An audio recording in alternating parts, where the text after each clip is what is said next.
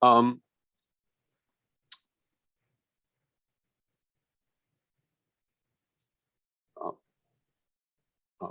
Welcome everyone to AAUC's podcast series, Building Our Collective American Dream. And today we are very pleased to have this episode focusing on leveraging media for Asian Americans' cause. We welcome today three very impressive, prestigious guests that are joining us. First, we have Diana Ding of Ding TV from the Silicon Valley that has been in existence for over a decade and has been involved in media for over 2 decades. And we're very pleased to have one of the most successful independent ethnic TV stations in the country join us with its founder. Second, we have Stephen Liu, who joins us from Minnesota, where he and his wife founded over 20 years ago an ethnic media company that continues to exist today and is very, very successful. Last but not least, we have Emma Wu, who joins us, who currently is a staff person with the Committee of 100 and also is a previous correspondent for China TV for several years. And we are very, very honored to have her as our guest today. So first, I would like to discuss with each of you some questions regarding your previous history and involvement in ethnic media, and then go to general questions to have a give and take as far as the panelists are concerned. Diana, let me start with you. Describe your experience as a Chinese TV host and serving in management and advertising helped you prepare to create and promote your American TV station. I think you're on mute. Yes, sorry, yes, I am muted, yes. Okay, I forgot to turn on. Okay, thank you so much, Jack, and thanks to AAUC, and thanks to SK and all the other friends to put this together. Truly my great honor to be on this panel. Yes, I started my media career 20 years ago from Xintao radio station as a radio host. I won the competition, DJ competition, the first prize, and become a radio host. I think that, joining the local Chinese media has really laid a solid foundation for me to start my own company later on. When I first joined the Xintao radio station, I was a host for the morning show.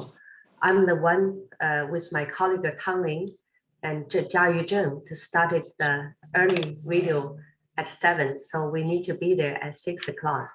So, 3 people are terribly busy, turn on the machines and get ready the news, the weather, the stock and traffic and everything, and music and advertising. So you can imagine how busy we had to get everything ready in less than an hour and go there very early every morning. But that, give me a sense of, I feel that what we are doing is so important to help our community. And because many people are depending on this and they turn on the radio at the right time. And later on, I became a TV host. I have my nightly talk show called Amazing Diana on KCNS TV. And also we had another show on channel 26. So every night, preparing this show and build up the very close, I would say, relationship with our community, especially our community leaders. We talk about important issues about art and culture and introduce the events.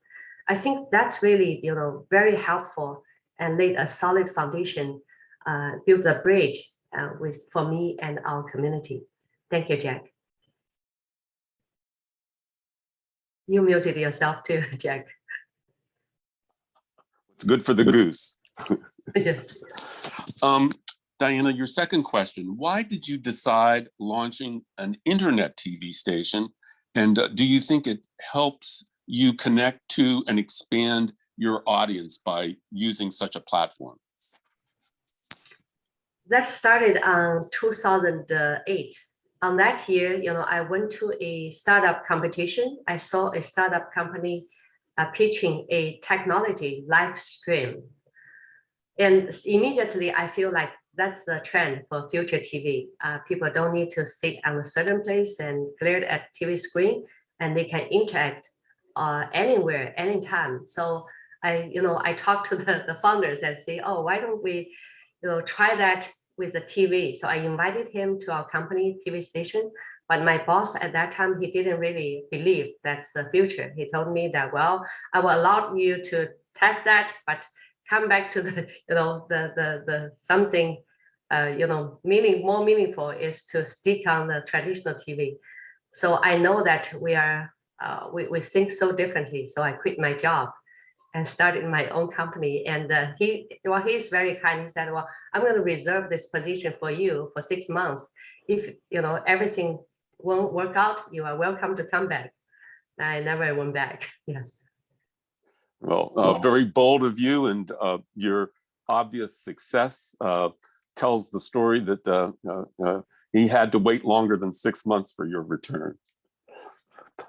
Next, I'd like to go to Stephen and ask your question. Stephen, you have a similar professional experience timeline along with Diana's, in that you started in the 1990s.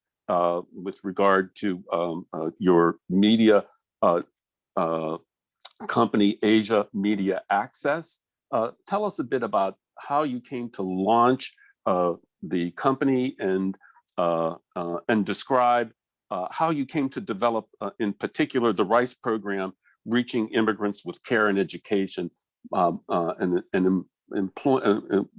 discussing that topic through your ethnic media company. Thank you. Thank you, Jack. And yeah, first of all, so thanks for inviting me to join this program.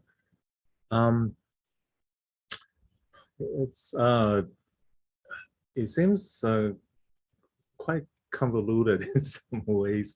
In that I was at first interested in photography, and Angie,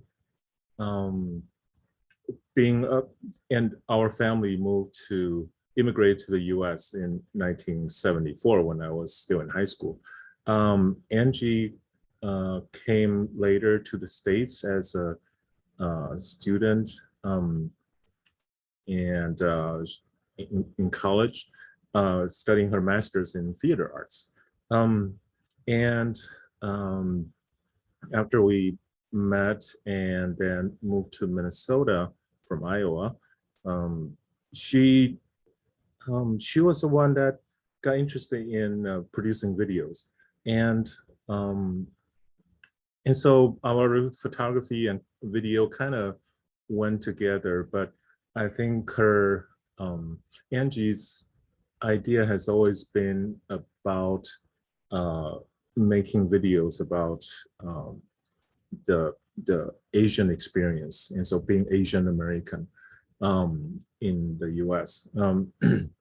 So we first it was just about having a community access show, and that was produced on a monthly basis, and at that time, and so it was pretty much traditional, more traditional media and TV. And but then at that time, streaming video was like postage size on the monitor. And so from there, we wanted to do more than just about producing our own show, but also to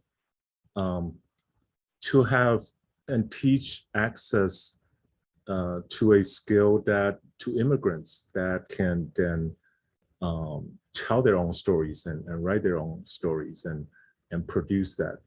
So RISE, the Reaching Immigrants with Care and Education, came from that.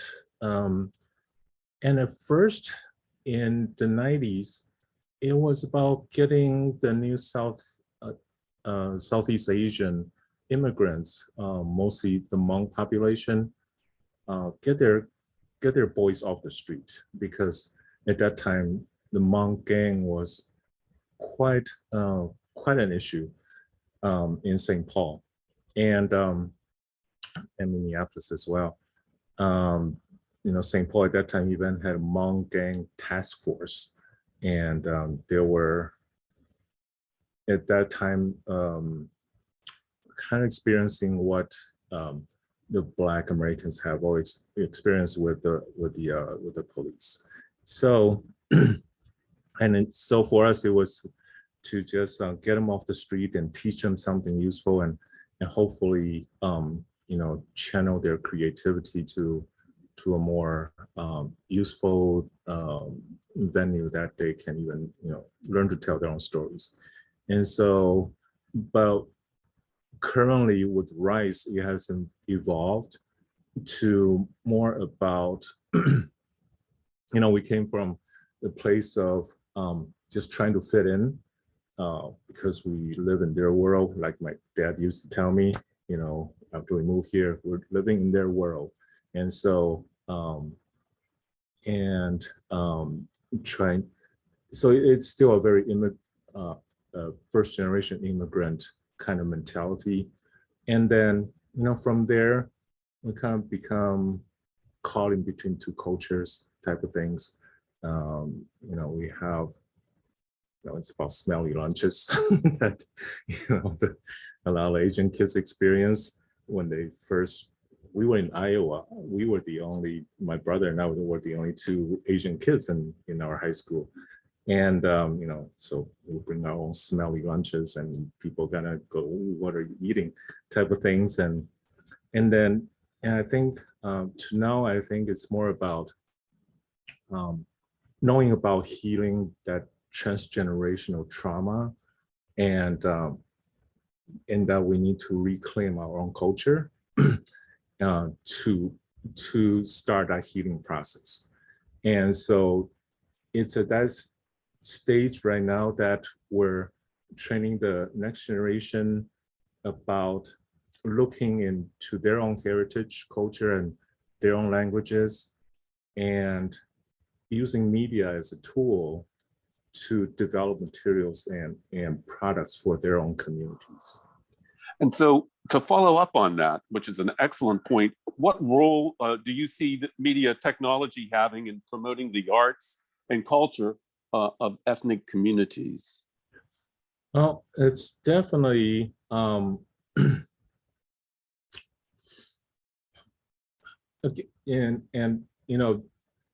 again, we're teaching them just technical skills, right? And so the stories is in themselves. And so the media technology is to help them to have a tool to produce their own stories and have a venue like YouTube or Vimeo or other spaces right now that they can put that stories out there into the communities. I don't know if it's kind of so you envision it having a very important role in providing the ability and a platform by which to have narratives provided to the ethnic community about their culture and their arts and their role in America and how that fits in together.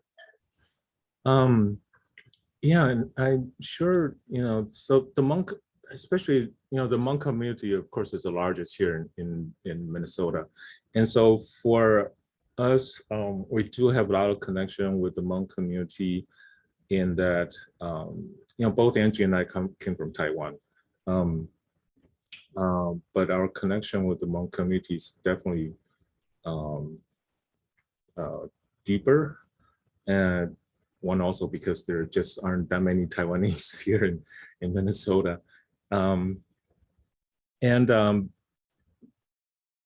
So, and for us, we're also not just doing,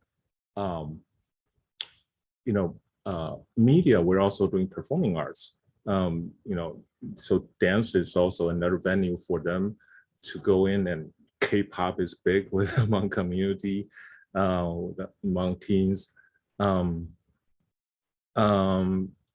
So I think it is about it. I think it's not just about providing with these tools. It's also providing about a different way of looking at how to embrace their culture. Again, kind of in between two cultures type of things, because it's it's always been the mainstream point of view, especially what we see on TV and stuff, in broadcast TV, that we were told about what our roles and our culture roles are in the US, instead of us defining it. And so it's about, and so it kind of based on what we call the bicultural healthy living concept that we have developed in the last 5-6 years, maybe even longer before that. And that is about looking and I don't want to say falling back to their own culture, but just has a base in their own culture as an understanding where we are in this larger society.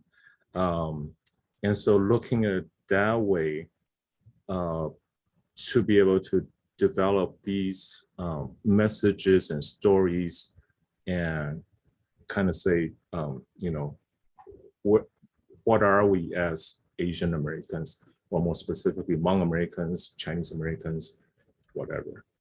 So it helps redefine people's identities in the context of being American now, but having a cultural heritage from a different community from their past. So it sounds like to me.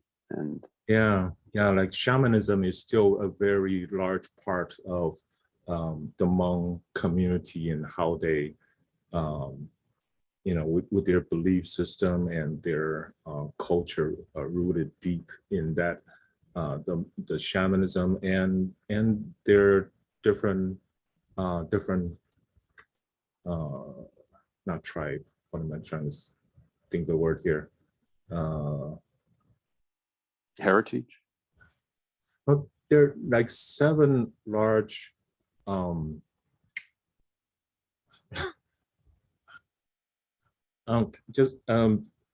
think of a word right now. We'll just say tribe within the Hmong community. So 7 different last names, and so your Clans. clans. Yes, thank you. Yep, 7 different clans, and so the clan system and the shaman system is still a very large cultural presence in their community. Great. Thank you, Stephen. Next, let us move on to Emma Wu.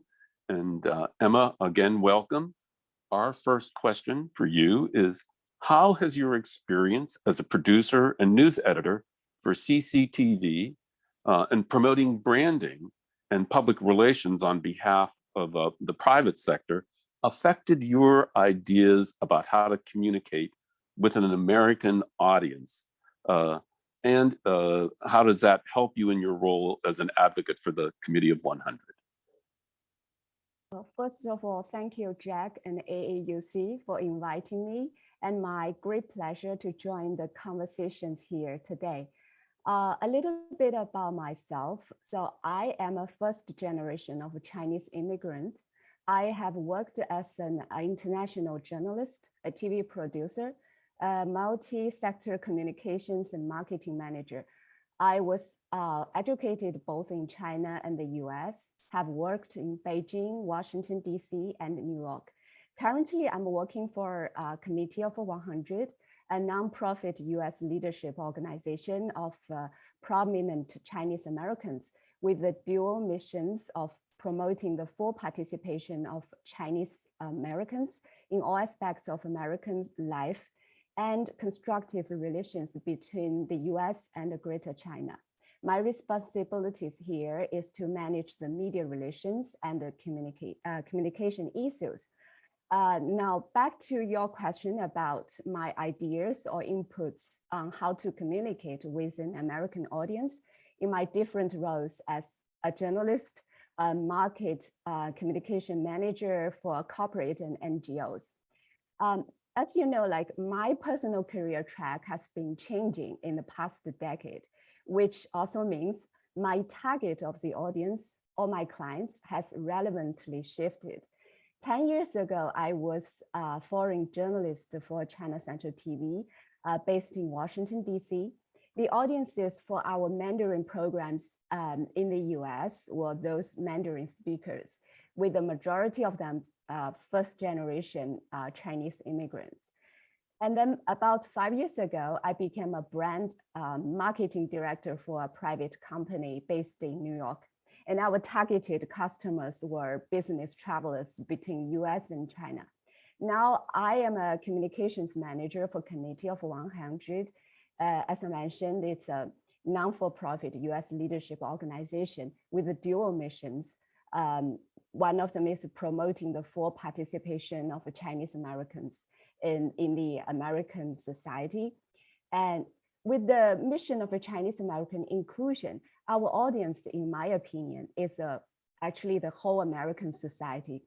And how to leverage the media, particularly the mainstream media, to fairly portray us, the Chinese and American or Asian American issues is the most important thing for us.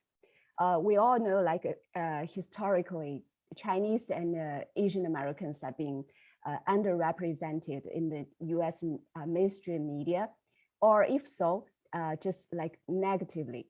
So this problem is also echoed in the historic underrepresentation of Asian Americans in entertainment like Hollywood films. But the situation has changed in the past 1 or 2 decades. In my observation, the rapid expansion of Asian American population and our group's dominating potential market demand interacted reciprocally with this representation in the mainstream media. So that's my observation. And we still have a lot of efforts to do the leverage thing. So that's my job. I think we have a lot of collaborations, but the future kind of very promising for us. Thank you, Emma. And then for your second question, how can American ethnic journalism better connect and serve their respective ethnic communities specifically, and the majority mainstream community at large? How to make that connection between the two different communities?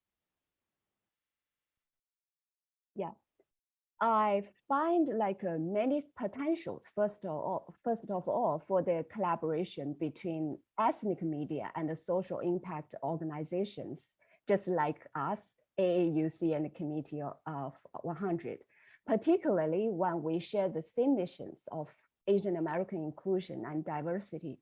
For example, like the grassroots organizations use the community, district, or region-based population for the social movements. And many ethnic media outlets also share the same group of people as their audiences or viewers. And this can be the occasions when collective actions be taken, and they also develop from the local level to regional, national, or international levels.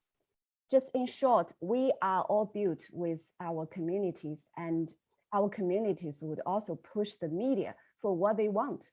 And come from that push, the local ethnic media would then address gaps through the conversations.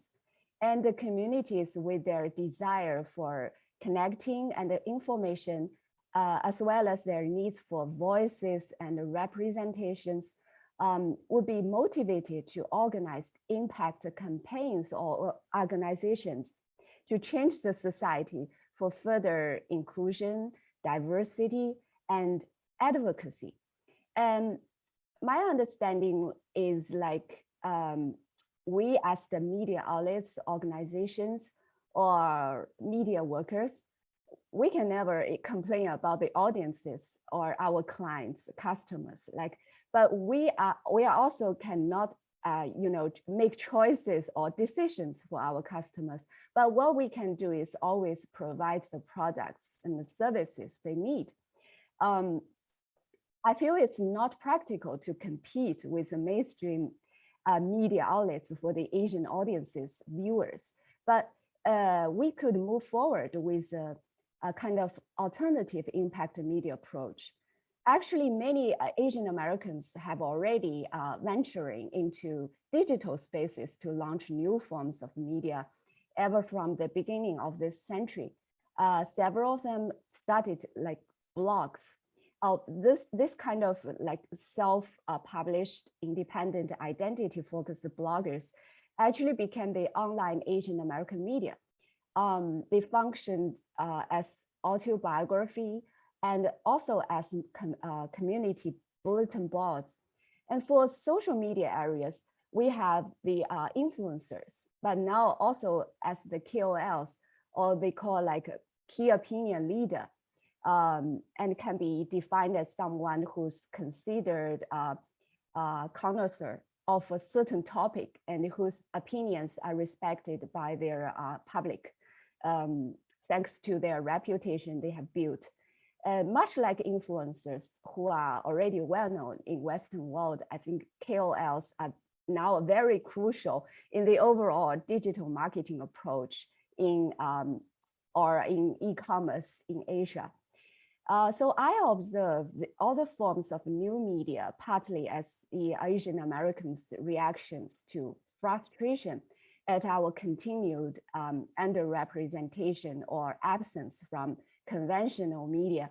They also filled the gap left by traditional mainstream news media and evolved into a kind of alternative Asian American media network. This has impacted the mainstream traditional media actually over the past decade. Like several outlets, for example, the New York Times and NPR, all responded with a focus on hiring more Asian American staff journalists to report specifically about race, ethnic identity topics. Some outlets even launched dedicated Asian American verticals, such as the NBC Asian America. So we can tell like those early Asian American blogs helped to make the case to include more Asian American stories in conventional journalistic coverage. I know like I got a kind of latest statistic show like actually 82% of Asian Americans subscribe to at least one streaming service as compared to 72% of the total population. And we as Asian Americans are more likely to try newer services.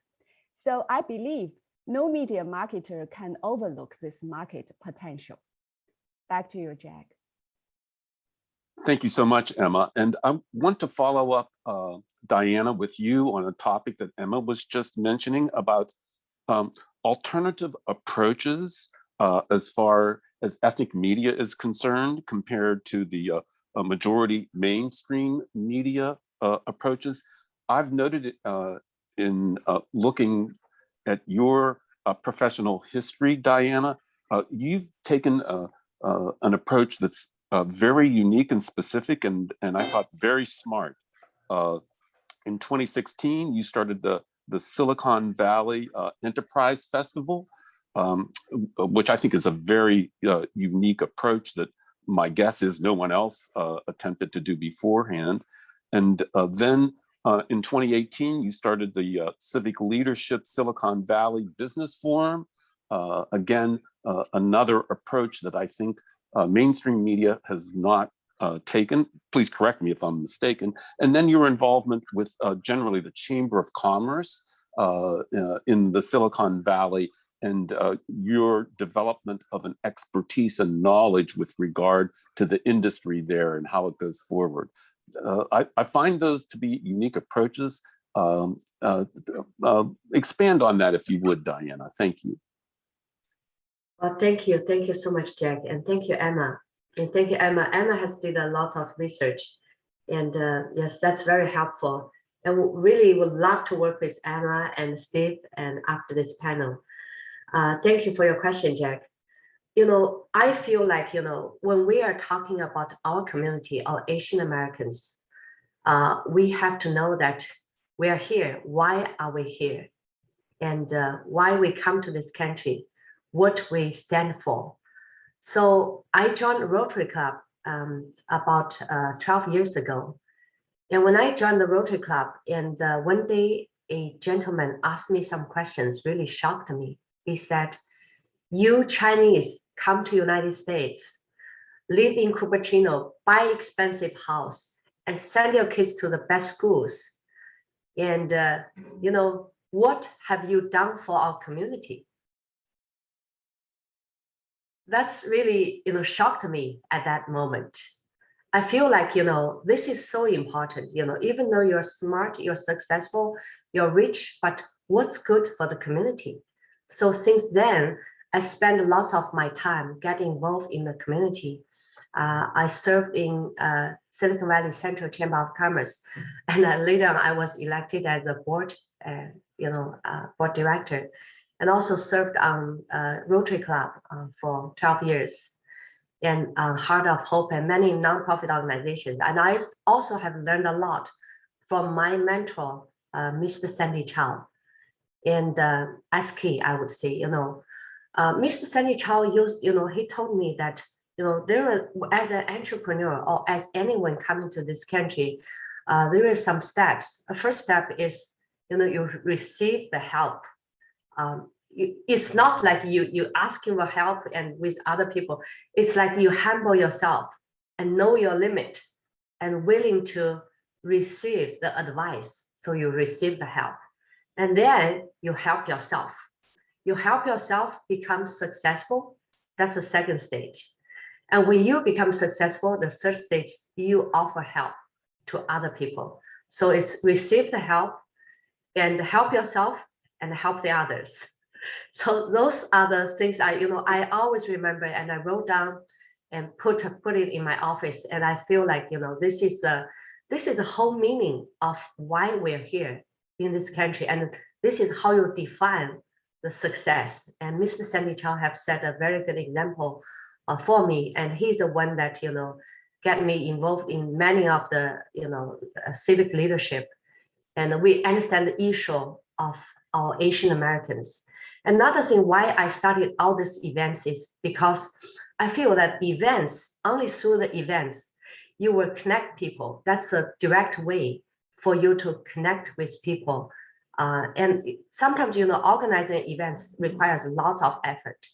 We started Silicon Valley Food and Art Festival in 2012 with my fellow Rotarian in the Rotary Club, Gauri Gularia, an Indian American, and also with the help with the former mayor from Cupertino, Orin Mahoney. I feel that Rotary Club really opened up for serve above self, how to serve the community and how to work with people. And also when you work with people and they open your eyes, open your heart, open your mind. And we are able to connect with so many communities, especially Indian American communities. Since then, I really love Indian culture and celebrate Diwali festival and dress up a sari every year. And those, really, I feel like, we're coming to this country, not only stay in our own circle, And also, I feel like there are so many gaps for understanding the culture. People don't understand each other's culture, so they cannot appreciate the difference. So only through these events that we meet with people and talk with one another closely, and we understand the culture, we appreciate the difference. I feel like it's really important to appreciate difference. You know, during the COVID-19 or Asian hate crime or this or that happened, there are so many misunderstanding for the culture. People cannot appreciate the difference. When somebody is different from you, then they, almost see other people as an enemy, which is so wrong. When you really open your heart and willing to learn from each other, you will see how beautiful the culture is. You will see the good, originally good intention through the people and from this community. So that's how I learned. And also, we are so fortunate. We have a studio, 4,000 square feet in Silicon Valley, in the center of Silicon Valley. My husband bought this building for me to do my business. And yeah, he's a successful, in the high tech industry engineer. So I feel it's such a privilege for us to have this. So we open up our place for community events. In that way, before the pandemic, we had nearly 100 events happened at our studio. Of course, we are not the organizers for all the events. We organize probably 20 of them. All the others are the collaboration and co-host, or some people come to our place to use the facility. But in that way, we're able to reach to the Korean American, Vietnamese American, Japanese American, Indian American, and Jewish American, and European American. Each time when they come, and I would always spend time talking to people. It's opened my eyes, opened my heart, and I feel like it's such an honor and privilege. So I thank God for everything. And also, I would like to thank to my COO, Sandy Wang. She's been working with me for 10 years and very detail oriented. She's the one actually helping organizing the event and follow up the details. We make a very good team, because I'm kind of, have lots of ideas. And every morning I woke up and have new ideas and new connections and people coming to me. I feel that it's such an honor that people coming to me, they contact me. So that kept my, even weekends are busy outside running around, and sometimes overbooked my time. But I feel that it's important to have a dialogue through the different culture, this different group. That's why through these events, that's the best way to connect people directly. Thank you.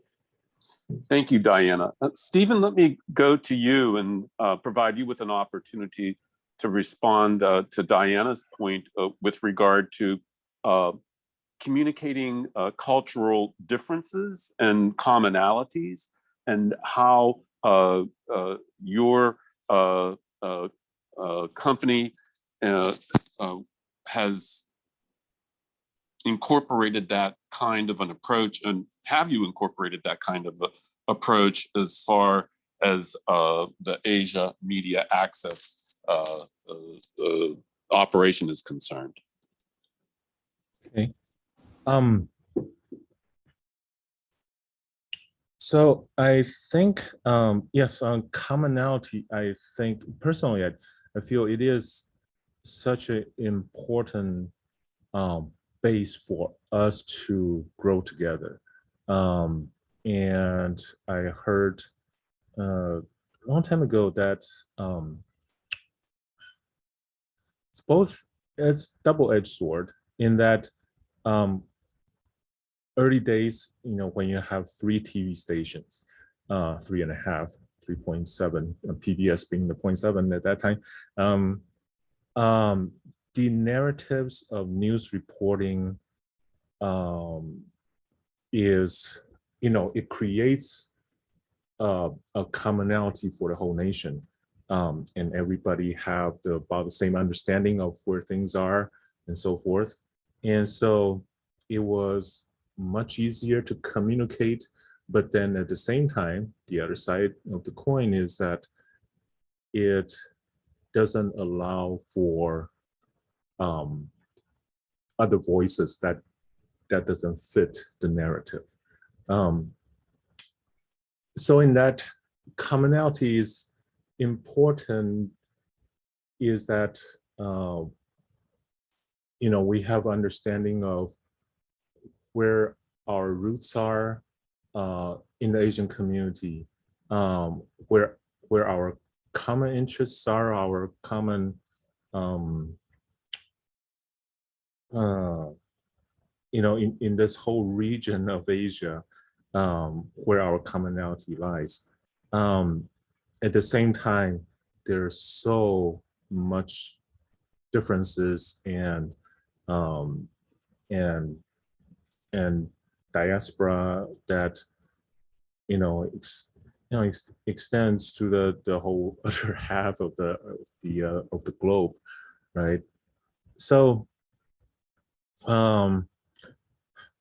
and sometimes I just tend to connect to like all different points, and sorry about going off tangents and stuff like that.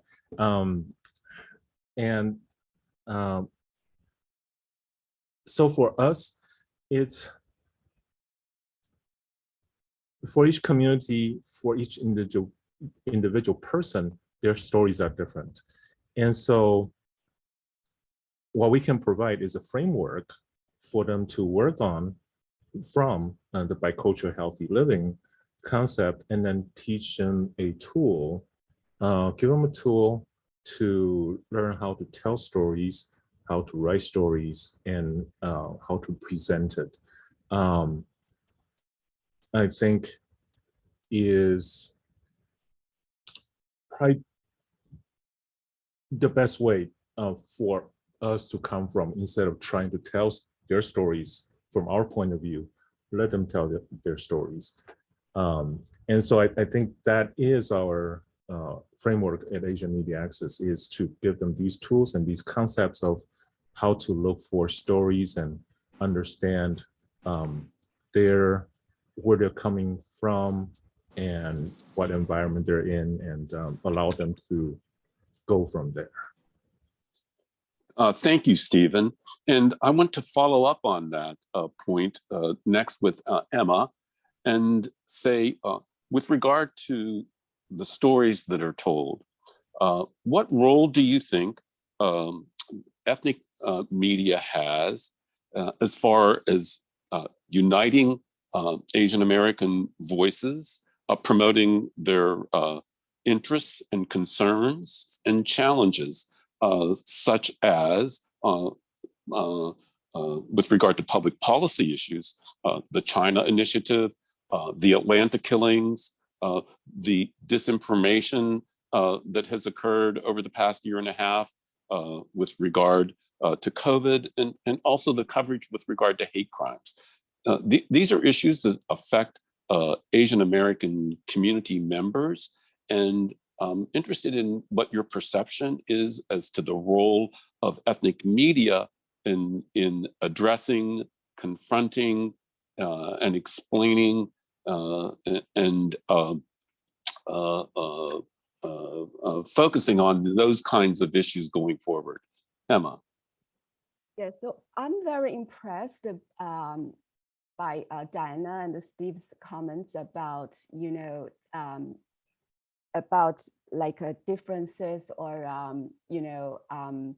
also I think Diana mentioned that she once been asked what you have done for the society.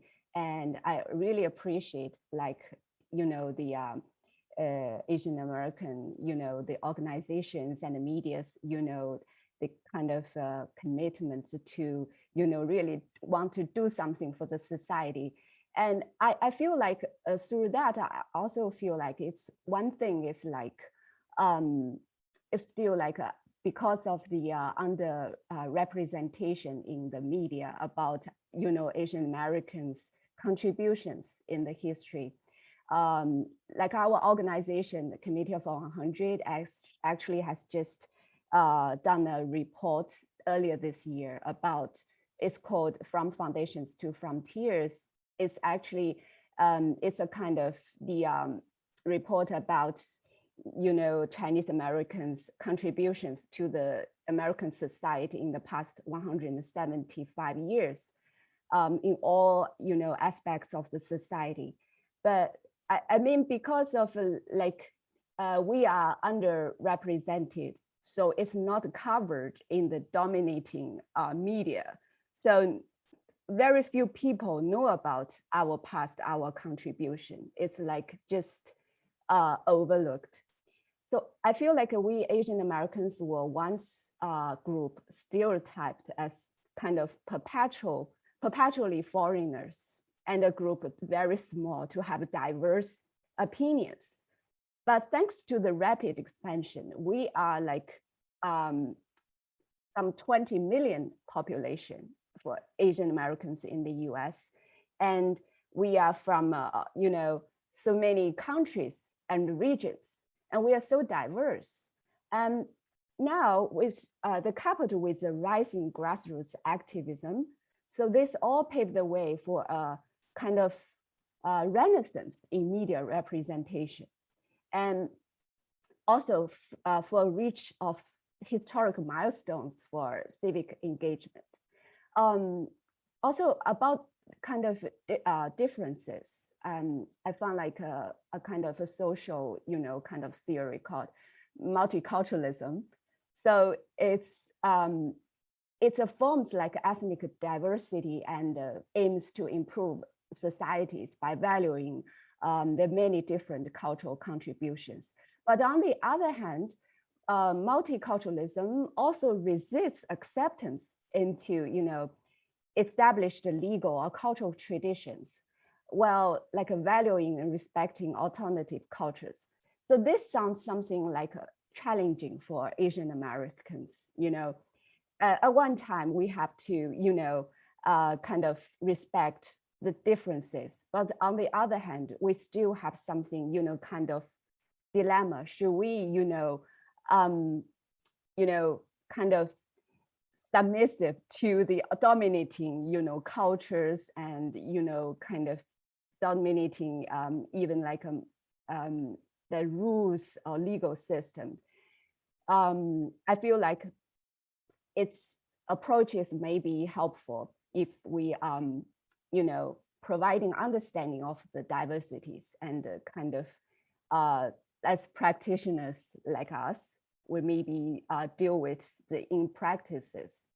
So I feel like that's the challenging part for, organizations or media to cope with. That's my input. Yeah. Thank you, Emma. Diana, I'm going to toss that question over to you as the final portion of our interview today. It's a delicate balance, I think, as Emma was describing, to portray the ethnic community in a way that it has been ignored in the past, and to correct the record, so to speak, as to its portrayal historically, as far as our Asian American community is concerned in the past. And then also, in addition to striking that balance, we also have the issue of the social challenges that are faced, and the most difficult ones: civil rights, violence, disinformation. What's your sense, Diana, as to how to approach these issues in a way that is responsible as far as an ethnic media company is concerned? Thank you, Jack, and thank you, Emma. I feel like it's not your ethnic media have been ignored in the past, and now it's still, situation has not been better, and now. What we can do is, I think that, there are many things. Some of the social tools are really helpful. For example, we organized Stop Asian Hate Crime event on Clubhouse on March, on the end of March. I think end of March or beginning of April, yes. in that way, we were able to attract over 800 people right away on Clubhouse, and all over, and they suddenly they show up all over, and we even got a CNN host coming to our show, and she really said that she was willing to work with us. So sometimes, I would say you just try. Sometimes it's difficult to reach to people, because even though I went to some events and I found the speakers and reach out to them and try to build up the connections, but after the event, they never get back to me. That happened. But when you start something, you be the leader to stand up and speak out. Some people will follow. You don't know, you never know, but some will follow. Although some will be participant and become part of that. And I like what Joe Wang told me. Joe Wang is also like one of the mentor and my teacher. He told me that many people they cannot be successful, especially Asian Americans, because they don't work with people.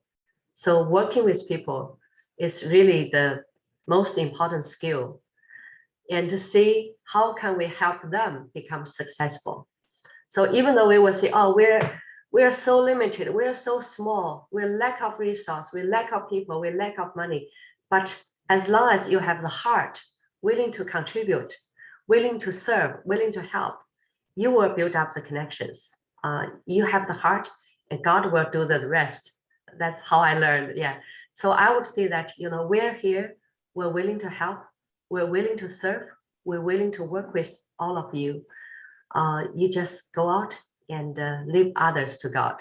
Thank you. That's so well said, Diana. Thank you. Your authenticity is very, very obvious, and I think is a key to success as far as your efforts are concerned. And I think that's a comment that I can make to Emma and to Stephen as far as your work is concerned. Thank you so much for joining us today for AAUC's podcast series. We thank you for your taking the time and providing the commitment of this effort and the work that you do generally going forward as far as the ethnic community here in America is concerned, and to the benefit of all Americans, to help us be a better, stronger, and more understood country and community at large. So thank you. Thank you, Jeff. All right. Thank you, Stephen. SK, do you? Yeah, I want to Okay. thank everyone.